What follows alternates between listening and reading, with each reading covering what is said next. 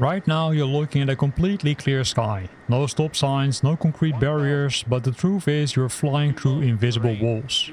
Walls that if you cross them in the real world without permission could get your license revoked or get you intercepted by military jets. And if you're trying to fly on networks like VATSIM, crossing these lines unannounced is the fastest way to ruin a controller's day. Welcome back to the Microsoft Flight Simulator A-Z series. Today C is for Controlled Airspace. If you ever avoided using air traffic control, ATC, or felt too intimidated to log on to VATSIM because you don't know where you're allowed to fly, this video is your cheat code. We're going to break down the alphabet soup of airspace classes Alpha to Golf using simple real-world analogies so you can fly without zero radio anxiety. Stick around until the end because we'll jump into the cockpit for a live demo showing you exactly how to read these boundaries on your map and communicate with ATC to cross them safely. Think of controlled airspace as a security system for the sky. It exists to separate fast commercial traffic from smaller, slower airplanes. Let's work our way up from the smaller airports to the big leagues. First up, Class Delta. This is the neighborhood gatehouse. Class Delta is typically a single cylinder of airspace surrounding a smaller airport with an active control tower. It goes from the ground up to about 2,500 feet. Before you cross this line, you just need to establish two-way radio contact. If the tower acknowledges your tail number, you're good to enter. Next is Class Charlie, or the two-tiered cake. Class Charlie handles mid-sized airport with regular commercial traffic. This looks like a two-step upside-down wedding cake. The inner circle goes from the ground up, but the outer ring floats higher up, usually starting around 1,200 feet. This allows smaller planes to sneak underneath the outer shelf without talking to anyone, but if you want to fly inside the cake, you must establish radio contact first. Then we have Class Bravo. This is the big boss. Class Bravo surrounds the busiest airports in the world. It's a massive multi-layered upside-down wedding cake custom tailored to protect arriving and departing airliners. Unlike Delta or Charlie, just talking to the ATC isn't enough here. You must hear the exact words from the controller, clear to enter Class Bravo airspace. If they don't say those exact words, you stay outside the walls or you face the consequences. Finally, we hit Class Alpha, the airliner highway. This isn't tied to an airport, it's an entire blanket over the sky starting at flight level 180, which is roughly 18,000 feet standard, all the way up to flight level 600. There is no casual VFR flying here, you can't just fly around by looking out the window. Everyone in Class Alpha must be on an IFR flight plan, meaning you're flying purely by your cockpit instruments. Your altimeter is set to stand pressure and you're under continuous mandatory ATC control. And below all of these, Class Echo. Class Echo is the controlled airspace, filling the gaps everywhere else. While Class Golf is entirely uncontrolled airspace, the Wild West where you can fly freely without talking to a soul.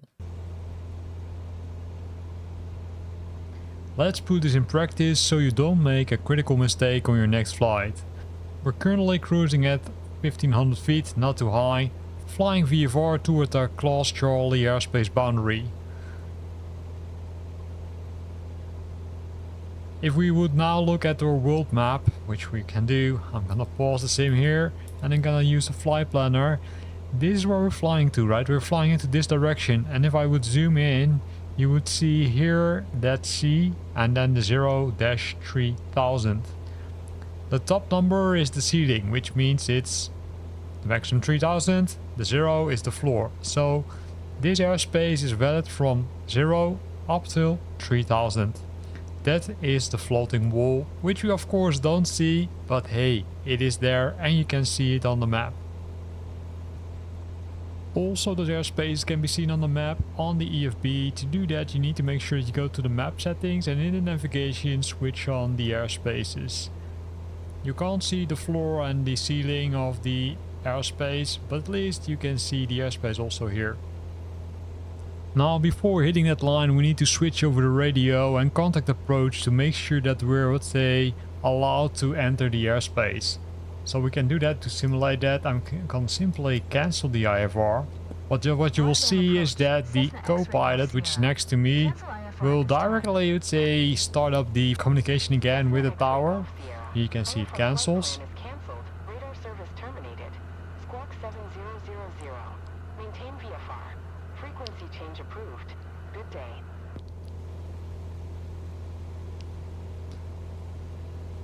And now, within a few seconds, normally, well, if not, we're gonna request flight following.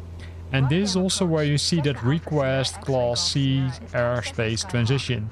So even in Flight Simulator 2024 you can do that. So first we're gonna wait till, let's say, everything is done. Here we can see we get the score code. And then of course we put in the score code, but that's what the, let's say, co-pilot does. Squawk 652 tree, Cessna X-ray Golf Sierra.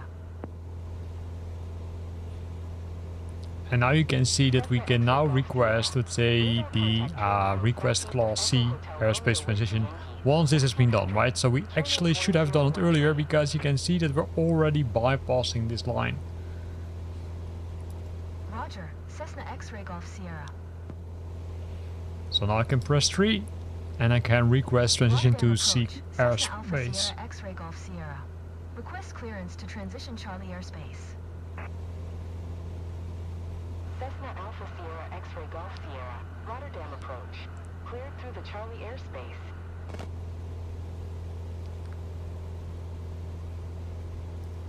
And here you can see now I've been accepted.